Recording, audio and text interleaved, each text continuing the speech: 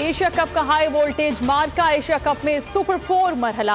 भारत की पाकिस्तान के खिलाफ बल्लेबाजी। कोलंबो में होने वाले मैच में पाकिस्तान ने भारत के खिलाफ टॉस जीतकर फील्डिंग का फैसला किया।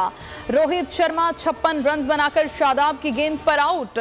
शुभमन के हमरा 121 रन का ओपनिंग स्टैंड दिया। शुभमन को भी शाहीन ने चलता किया। बारिश ने मैच में रखना डाल दिया।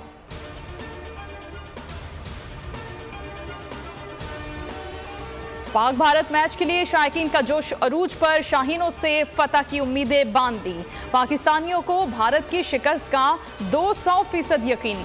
बहावलनगर के मदरसा में खुसूसी इज्तिमाई दुआ। तलबा की कौमी टीम की कामयाबी के लिए पुरजोश नारेबाजी। ओवरसीज पाकिस्तानी भी बाबर 11 को फतहयाब देखना चाहते हैं।